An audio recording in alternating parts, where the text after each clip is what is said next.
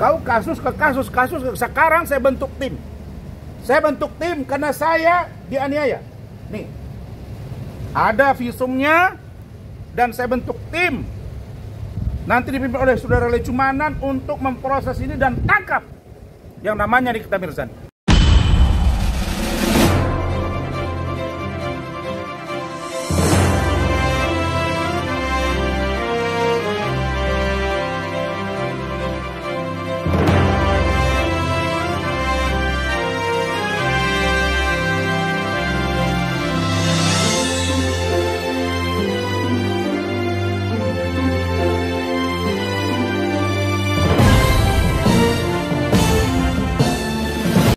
Kanis itu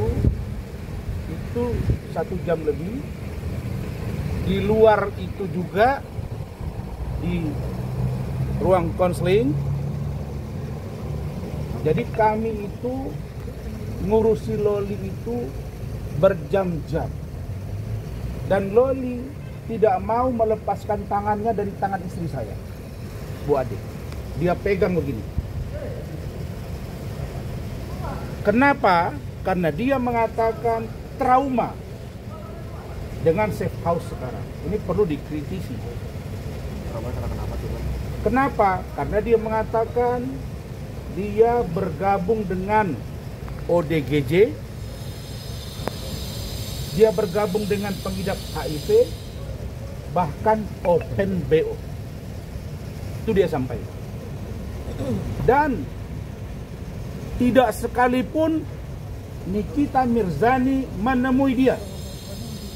Jadi kalau ada cerita di sini mengatakan bahwa Nikita sudah bertemu dia, bohong. Bohong. Dan saya tanya, apakah kamu yang tidak mau bertemu atau Nikita? Saya sebut nama aja. Dia bilang, sebenarnya saya pun menunggu dia. 1 bulan pertama, 2 bulan pertama, 3 bulan pertama, ternyata tidak pernah datang. Termasuk pengacaranya pun tidak pernah mendampingi saya dalam pemeriksaan. Dan itu dibenarkan oleh PPA di safe house itu. Pertanyaan seriusnya adalah, kalau ada anak manusia, kemudian dia menghubungi kita,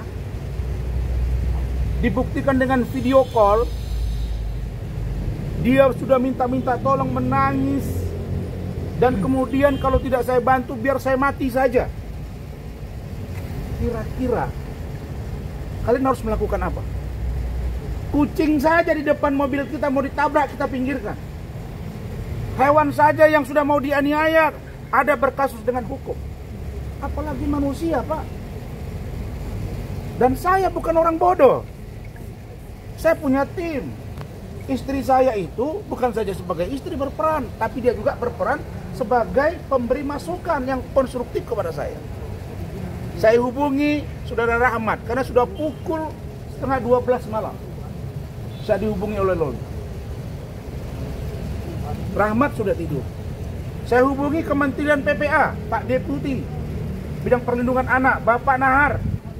Lebih dari 7 kali tidak diangkat masuk, tapi mungkin sudah tidur.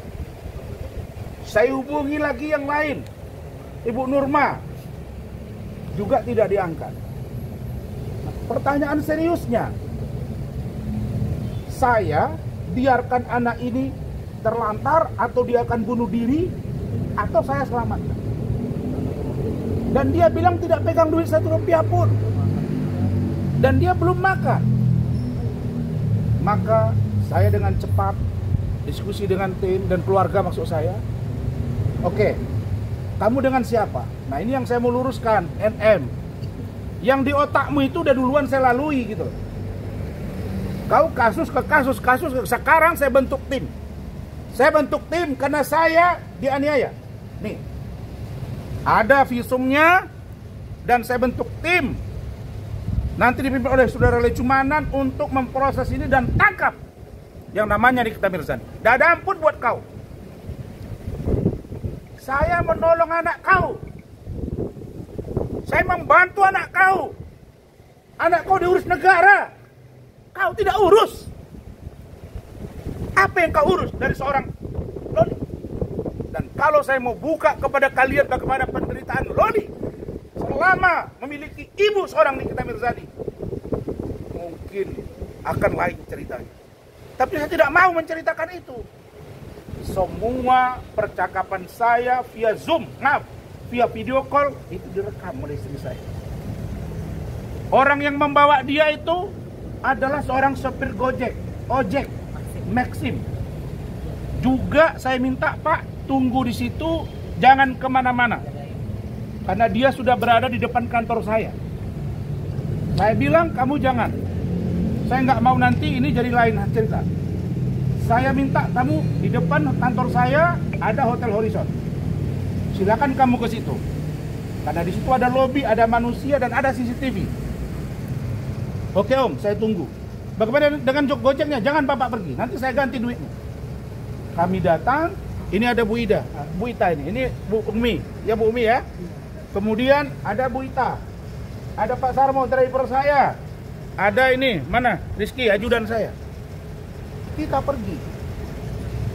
Begitu sampai, dia berdiri di depan dengan keadaan kusut. Saya suruh masuk ke dalam. Dan orang hotel tahu kalau itu adalah Loli. Masuk di dalam, saya duduk, kita siapkan minuman, kita ngobrol. Semua kita rekam. Dia menangis dan tidak ada pilihan, selamatkan saya Om. Kenapa kamu cari saya? Saya yakin Om bisa bantu saya. Tanya dia nanti. Terus, kenapa kamu tahu kantor saya? Om, memang saya nggak dikasih handphone. Tapi saya punya TV yang bisa dilihat YouTube-nya. Smart TV. Saya lihat kantor Om. Di Rational Office Park. Saya 3 bulan ada di safe house. Kemudian 2 bulan terakhir ini di tempat yang lain. Migran saya kumat. Saya udah panik. Saya depresi. Saya lari. Saya ingat kantor Om. Kemudian dari mana kamu dapat nomor telepon saya? Dia bilang, kan ada di situ. Di situ pelang nama Om di depan kantor itu. Oh iya benar juga, benar. Terus ya udah saya minta tolong sama Bapak ini. Nah saya bilang, Bapak, betul Bapak bawa dia? Betul Pak. Mana nama Bapak? Ini KTP-nya, ada. KTP-nya sudah kita foto, Bapak itu sudah kita video, dan siap bersaksi bahwa dia memang membawa Loli ke kantor saya. Clear ya? Jadi nggak usah dibilang bahwa saya ada mendesain apapun. Apa yang mau saya culik? Kau nggak usah mutar balikan fakta. Hah? Anakmu melawan kepada kau, kalau saya dengar ceritanya, jangankan dia, orang lain pun barangkali akan lebih marah kalau memiliki ibu seperti itu. Itu poin 1. Poin yang kedua, saya kemarin dari sidang pengadilan Jakarta Utara, saya pergi ke tempat Alvin Lim almarhum. Memang saya dengan wartawan sampai tengah 10 malam. Dan kita bubar di situ. Wartawan tanya, di mana Bang? Saya lagi ada. Kita lagi urusin begini, di mana? Iya, saya mau pergi. Saya nggak tahu Polres mana segala macam. Terus apa urusannya kalau media tahu? Terus kalian bisa dilarang apa? Nah, sampai di sini. Tapi sebelum sampai di sini saya berdiskusi dengan Bu Ade, saya berpikir apa yang harus saya lakukan. Kemen PPA nggak diangkat. Kalau pergi ke KPAI yang ada security. Kalau ke Polda Metro nanti dikira saya melengkai. Saya bawa ke Mabes Polri makin tidak nyaman. Bawa ke rumah saya salah. Simpan di kantor saya salah. Saya tahu dia masih di bawah umur. Tapi ingat, umur dia tinggal 4 bulan lagi. 28 Mei dia sudah 18 tahun. Ini kita. Kau pilih anakmu akan jadi bom waktu buat kau, atau kau berbaik-baikan dengan dia. Datang kau ke saya bantu memperbaiki kau dengan dia. Kurang tulus apa saya? Sesampainya di sini, wartawan mewawancara, saya nggak ngomong. Hanya diam, saya kasih sedikit-sedikit pengertian aja. Saya sampai ke belakang, saya duduk ngobrol, wartawan datang, tiba-tiba dia nongol. Dia marah-marah di luar. Kita lagi konseling. Wartawan dimaki-maki, kita dimaki-maki. Saya tanya, ada apa loh? Saya didorong, istri saya dipukul. Kok dia bilang pula kami menganiaya dia? Kalau saya mengeroyok dia, selesai dia. Saya menunggu laki-laki, bukan perempuan, makanya saya diam. Ada videonya, ada semua CCTV kok. Dan saya tidak melakukan perlawanan karena saya merasa tidak mungkin saya dipukuli dia. Saya melerai dia karena menghina istri saya. Dan kami udah capek dihina, dia pukullah saya, maka berdarah. Dan itu di depan Ibu Kanit. Dan itu di depan penyidik. Dan itu di depan wartawan. Dan ada rekamannya lengkap. Saya buat LP, buat visum. Selesai. Nggak ada pilihan. Pak Kapolres, Pak Ade Rahmat, dan Pak Kasar Eskrim. Tadi malam beliau juga datang dan tidak tidur bersama saya. Ibu Kanit, Kasar Eskrim yang baru, lihat, bang, udah bang. Abang buat visum, dia perintah anak buah buat visum. Saya tadinya berpikir ini apa sih kalau ini sebuah pengorbanan untuk kebaikan Loli. Tidak masalah. Tapi begitu saya lihat dia punya postingan masih membangun narasi yang saya duga ini kemunafikan. Ya. Jadi ini akan kita bongkar. Satu, safe house harus membenahi diri. Kalau namanya safe house apa? Rumah aman. Kalau tidak aman, tidak nyaman namanya apa? Di mana sejarahnya orang digabung-gabung? Itu satu. Yang kedua, kalau ada orang yang sudah merasa dirinya diterlantarkan dan dia tadi malam membuat LP, melaporkan Nikita Mirzani, terus atas nama anak di bawah umur, terus ibunya bilang ini anak saya, terus dia dibiarkan sampai dia mati. Apa begini? Cara penegakan hukum? Nggak bisa, bos. Jadi selamatkan anak ini. Dan Loli itu bilang, Om, dia lagi pacaran.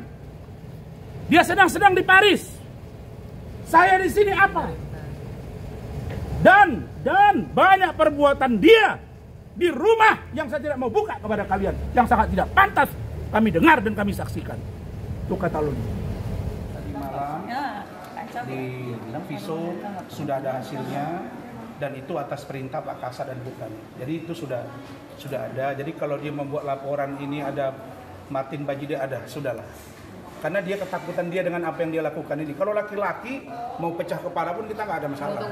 Kita head to head gitu. Loli semuanya cerita bagaimana. Dan itu akan kami tuangkan nanti di pemeriksaan. Dia curhat ke saya semua. Luar biasa. Siapa yang pertama, kedua, ketiga, ini bla bla bla. Cerita semua. Kita Bagaimana punya di kunci UK? asnya, hati-hati loh. Ya, kita tahu. Dan apa perbuatan NM di rumah dia kita tahu. Gak usah plan victim lah. Ya, oke. Bang, itu kena benturan apa bang sampai luka? Cincinnya atau apanya bang?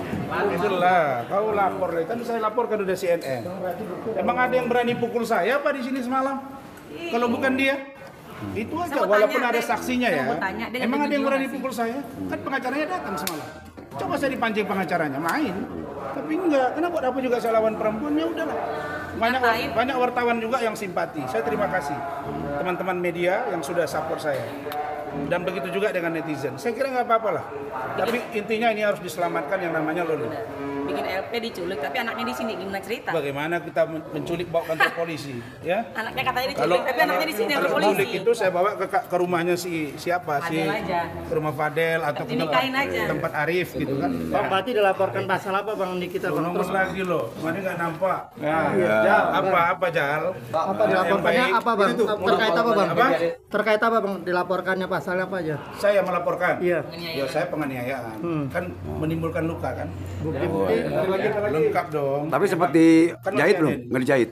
Kan nggak perlu nanti ya Siap. aja. Oke, siap. Saksi banyak bang. Nanti kita sambung lagi yang lebih panjang. Thank you. Sekarang save Loli, save Loli. Setelah saya dengar ceritanya, ya. Loli itu anak hebat, anak kuat loh dia tuh, hebat loh bisa sampai sekarang. Oke, hidup. abang Bu, sorry bang. Ya, Mat.